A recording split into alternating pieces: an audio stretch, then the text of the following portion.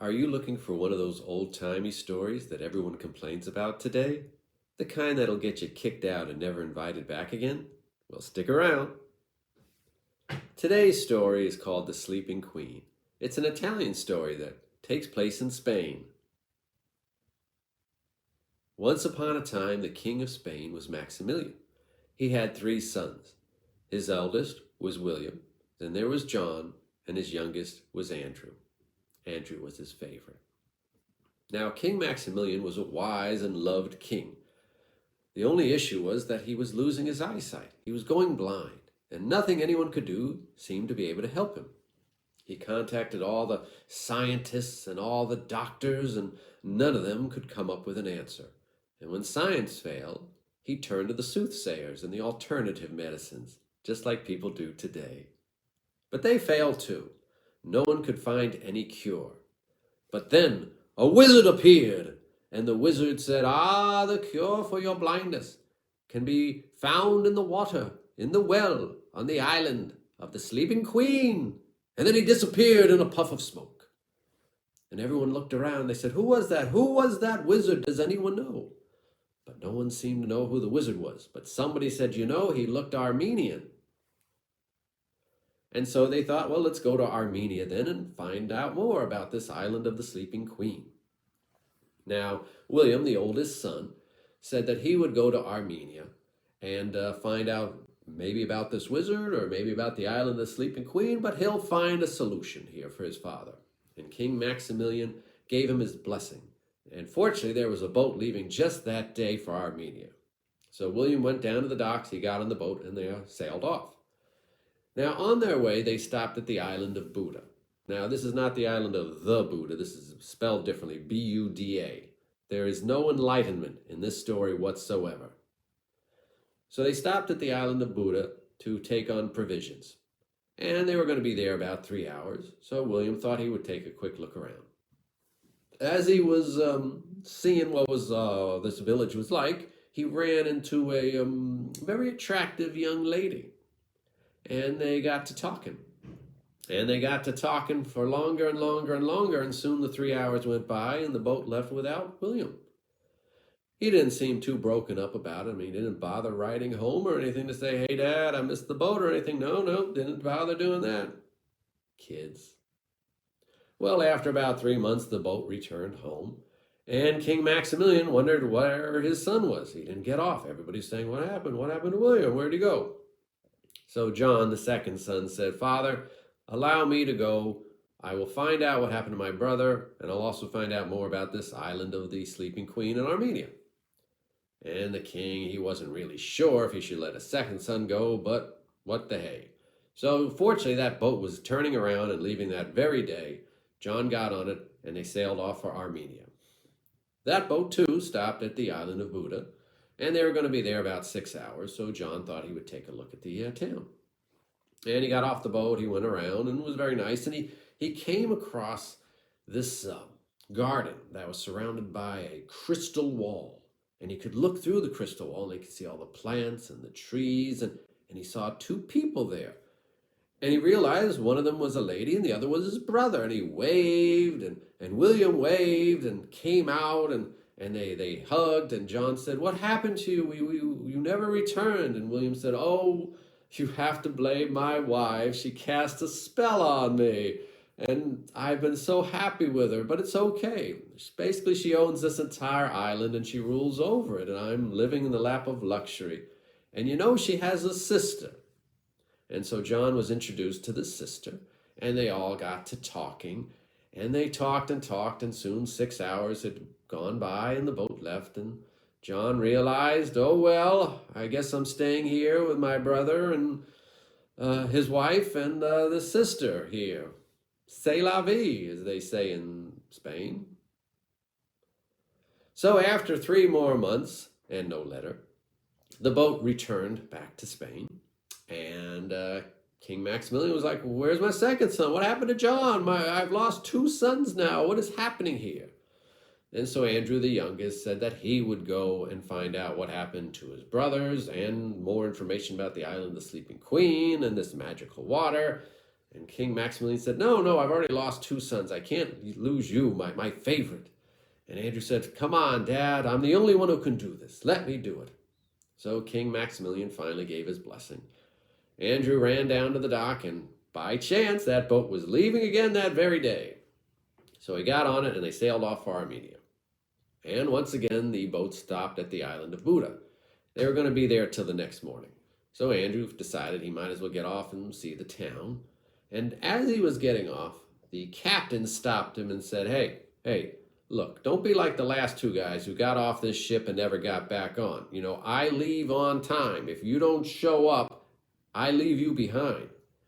And so Andrew thought, oh, maybe this is where my brothers are. So he got off the ship and he looked around, and it was a nice town. There was little restaurants here, cafes, some nice museums, there was a theater, they had everything. But eventually he too found the crystal wall with the garden behind it. And he looked through the wall, and who did he see but his brothers and their wives? And they all waved, and they came out, and they said, oh, what's going on? Dad's been so worried, sick about you guys disappearing. What happened? And they said, oh, you have to blame our wives. They cast spells on us, and we're here now. It's so happy. But you know, they have a cousin just your age, Andrew. And Andrew said, no, I'm not here to stay. I'm trying to find a way to cure our father's blindness, and you guys should remember that too. I will complete this mission, with or without you. And the 2 brothers left in a huff with their wives. And so Andrew went back to the ship, and he got on it long before the next morning. And the next morning they did set sail again, and eventually they came to Armenia. And when they got to Armenia, Andrew got off, and he started asking around if anyone knew about the wizard or the island of the sleeping queen, but nobody seemed to. Finally, he met one man who said, you know, if there's anyone who would have any idea about this island of the sleeping queen, it's probably the hermit. He lives up in the mountains, far, far away from everyone, never seeing people, all by himself. Yes, he's truly living the dream. So if he doesn't know, I don't think anyone will, but you should go and ask him. So Andrew went into the mountains and eventually found the hermit. And he asked about the island of the sleeping queen. And the hermit said, oh, yes, I know the island of the sleeping queen, but it doesn't go by that name. It goes by the island of tears. It's about a 3 days journey by boat from here, but it's very treacherous, very dangerous to get there. And so Andrew said, thank you very much. And then he went down to the docks. He rented a boat for himself, got some supplies, and then he set sail. And as the hermit said, it took about 3 days, but even worse than that, the water was crawling with giant polar bears swimming around, destroying boats left and right, unlike today, of course. And Andrew, though, he was able to do his best, and he was able to navigate past all these giant polar bears before they could get him, and he came to the Island of Tears. Now, when he got to the Island of Tears and he got off his boat, he went up to the guards at the dock. But they didn't move. They didn't do anything. They didn't say anything. They didn't respond to him. And he turned around and he noticed the porters who were carrying luggage and chests and things like that. And all of them were just standing there, some in mid-step. None of them moved. And he wandered into the town, and everybody seemed to be frozen in place. Even the cats, the dogs, the horses, nothing moved. There was a shoemaker who was still sewing a shoe. There was a waiter who was pouring tea into a woman's glass, but everybody was just frozen in place. And so Andrew wandered through the town, and he came to a castle. And he went up the marble steps inside, and eventually found what he assumed was the throne room, because there was the throne, but it was covered in grapevines, and there was this large branch with apples coming in the window. So even though all the people and animals seemed to be frozen, the plants seemed to be doing rather well. And he was feeling a little hungry, so he grabbed a couple of the apples, put one in his shirt for later, and he bit into the other one. And instantly he went blind. He couldn't see a thing. Oh no, how is he ever going to get off this island? How is he ever going to find the water? How could he sail his boat? Everybody was frozen. They were statues. And as he stumbled around the throne room, he fell out the window. and splash, landed in this water, and he sank to the bottom, and he had to swim to the top there, and he broke the surface, and he could see again. He could see his blindness was gone. And he looked around, and he realized he was in a well. And this must be the well with the magical water. So he took a bottle that he had, and he filled it up. But then how would he get out of the well? He looked around, and there was a rope. He was able to climb out and get out of the well. Well, he was a little cold now, and it was getting late, and so he thought he should find a place to spend the night. And why not spend the night in the castle? And so he went back in, and he searched around, looked at some of the bedrooms, and he found one of the bedrooms had a woman in it, a beautiful lady who was sleeping. So even though there were many bedrooms where he could spend the night, empty bedrooms, he thought it would probably be best for him to spend it there. And as the text goes, he got undressed, got in bed with her, and spent a very pleasurable night there, very surprised that she made no notice of his presence. Now, before any of you pervs start getting your weird ideas and stuff like that, let's just assume this is flowery language from an old story there and move on, shall we? Well, the next morning, after Andrew woke up, since he couldn't take a selfie with the comatose lady, he decided to leave a message on the table. And the message read something such as, "To whoever finds this note, I, Andrew, son of the King of Spain, Maximilian, spent a very pleasurable night here in March 23rd, the year 203. And he signed it, left it on the table, and put a few gold pieces, let her buy something nice for herself. And then he went off with his bottle, got back to his boat, and he set sail again. He went straight to the island of Buddha this time, and at the island, he went to his brothers, and he said, "Nya, I've got the magical water to cure father. You guys have failed. I'm going to go back and show him how great I am." And William said, "Oh, can I see the water? John, why don't you distract our brother for a minute or two?" So William took the bottle of water, and he switched it with a bottle of regular water. Then he gave the regular water back to Andrew. And then he said that he and John and their wives might as well go back to Spain, and everybody could have a big family reunion. So they all got into a boat, sailed back to Spain. King Maximilian was so happy to have all three of his sons, plus two new daughters now. And everybody was so happy, and there was a lot of hugging and stuff like that. But then King Maximilian said, "So which one of you boys was the most successful?" And William and John, they said nothing. But Andrew said, "I think it was me, Father, because I found the island of the sleeping queen, I found the magical water, and I brought it back. Allow me to demonstrate." And he took out that second apple he had picked on the island, and he gave it to his mother and said, "Mother, take a bite of this apple." And she did, and instantly she went blind. And she said, "Oh no, I can't see." And King Maximilian said, "What are you doing here, Mother? Oh, she can't see, and neither can I. What are you trying to do?" And Andrew said, "Don't worry, Father. I have the magical water right here." And he poured it in his mother's eyes, but it did nothing, because once again, it was just normal water. And everyone started screaming and crying, and Andrew was very confused. But then William said, "Don't worry, Father. Andrew is lying to you. He wants the semen poured him. John and I, we got the magical water, and here it is." And then William poured the water in his mother's eyes, and she was cured. Then he poured it in his father's eyes, and he was cured, and they were so happy. And Andrew said, You thief, you stole that from me." And William said, "Oh, you're just a liar and a baby." And John said, yes, you're a liar, Andrew." And they started fighting back and forth. And then the daughter, or the wives, I guess I should say, the wives joined in and said, no, their husbands did it all, and Andrew was a liar. King Maximilian wasn't quite sure who to believe, but since it was 4-1, he decided to go against Andrew.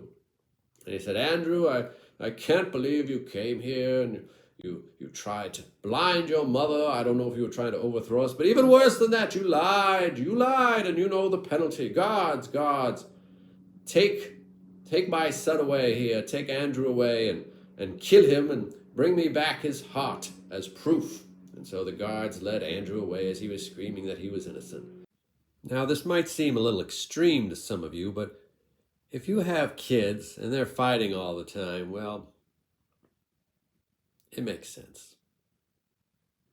About 9 months later, the sleeping queen gave birth to a beautiful baby boy. Congratulations, you pervs, you were right. But this broke the spell. She woke up, everybody woke up, everyone could move again.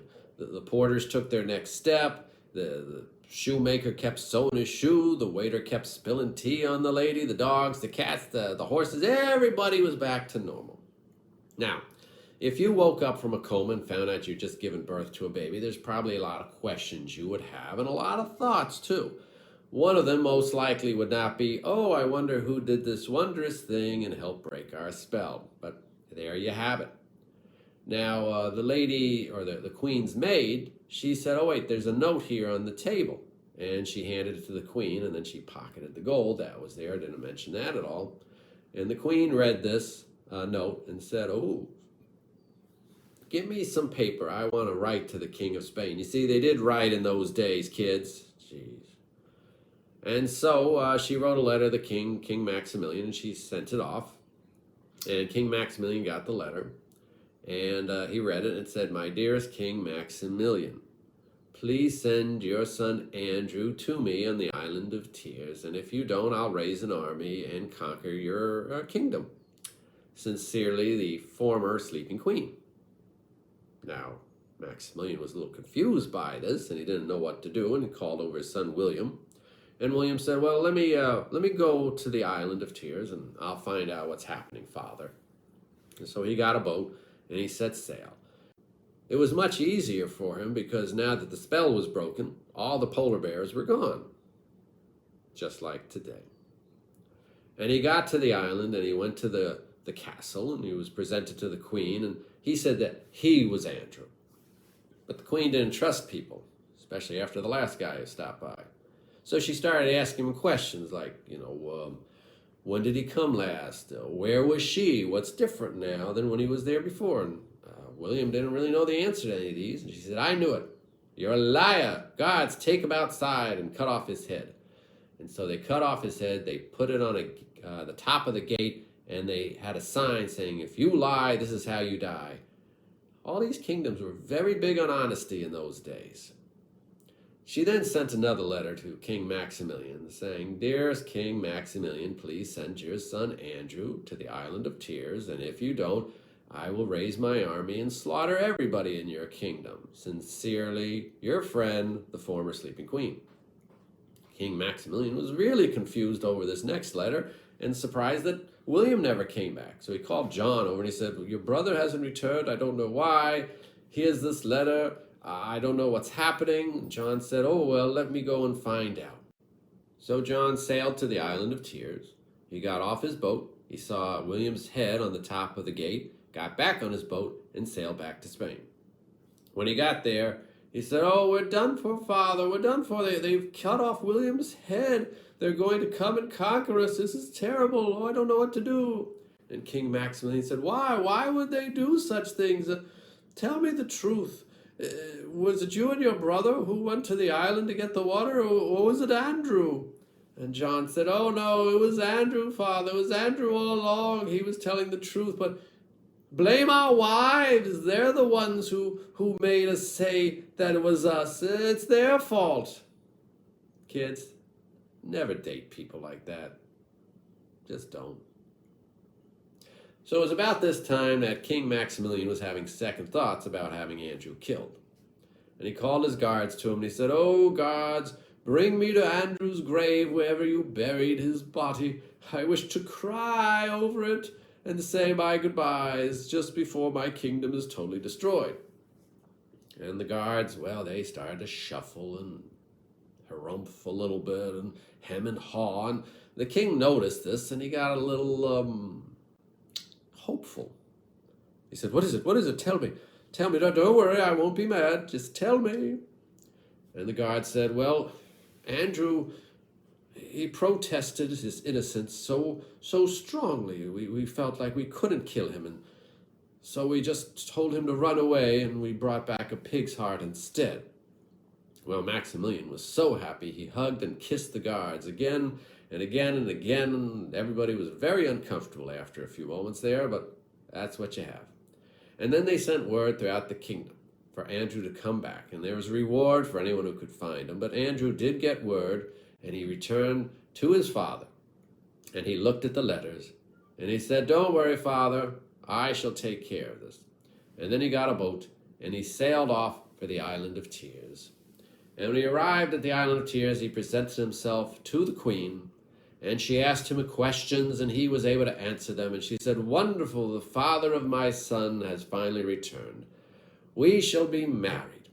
And so they got married, and it was a joyous time. Days and days of feasting and happiness and dancing, and everybody was having such a good time that from that point forward, this place was no longer known as the Island of Tears. Now was known as the Island of Happiness. The Island of Happiness. And there's your story that will never get you invited back anywhere. The Sleeping Queen.